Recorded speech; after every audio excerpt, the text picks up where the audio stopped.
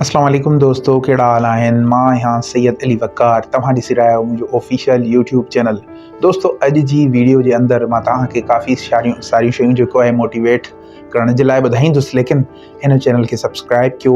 घणे खां घणा दोस्त जेको आहे ॾिसी ऐं हिन चैनल खे स्किप करे था वञो, वरी बाद में वीडियो ॾिसो अथा लेकिन सब्सक्राइब नथा कयो। दोस्तों, हिन वीडियो खे लाइक करे चैनल खे सब्सक्राइब ज़रूरु कजो ताकी मां तव्हांजे लाइ अहिड़ियूं काफ़ी सारियूं घणियूं वीडियोज़ जेको आहे खणी अचां।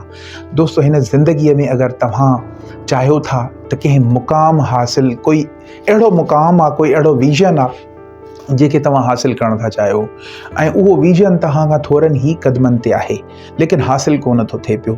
इहा हक़ीक़त आहे दोस्तों। तव्हां सम्झंदा इहो आहियो त इहा जेकी चंद क़दमनि ते मुंहिंजी कामयाबी आहे, अरे चंद क़दम त का ॻाल्हि ई कोन्हे, मूंखे हासिल छो नथी थिए।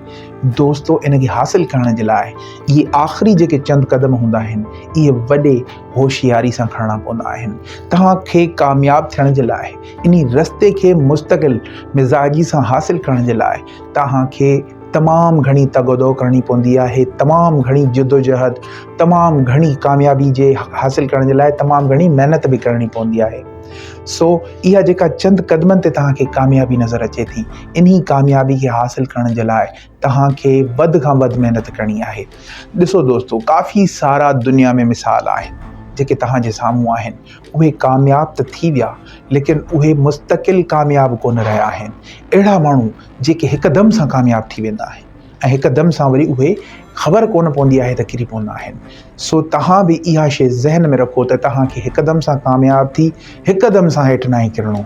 तव्हांखे उहा कामयाबी हासिल करणी आहे, उहा मंज़िल हासिल करणी आहे जे मंज़िल खे तव्हां हासिल करे ऐं उन ते मुस्तक़िल मिज़ाजी सां कामयाब रही सघो।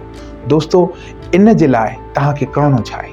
इन जे लाइ तव्हांखे पंहिंजे स्किल्स खे पॉलिश करिणो आहे, पंहिंजे उन कामयाबी जे उन रस्ते खे मज़बूतीअ सां पकड़णो आहे। भले ई तव्हांखे स्टार्टिंग में केतिरी बि मुश्किल अचे, भले ई तव्हांखे स्टार्टिंग में केतिरी ई तकलीफ़ अचे, भले ई स्टार्टिंग में नाकामी छो न अचनि, लेकिन उन खे हासिल करण जे लाइ तव्हांखे हिकु मुस्तक़िल मिज़ाजी सां अॻियां वधिणो पवंदो आहे ऐं उन अॻियां वधण खे ई तव्हांजी कामयाबी चई सघिजे थो।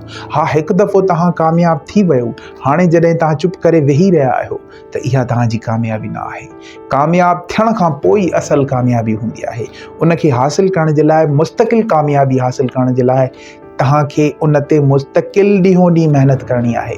कामयाब थियण खां पोइ इहो न सम्झो त मूंखे कामयाबी मिली वई आहे, हाणे मां सुकून थो कयां, आराम थो कयां। न, कामयाबी मिलण खां पोइ वधीक ज़िम्मेवारियूं तव्हांजे मथां आयत थियनि थियूं।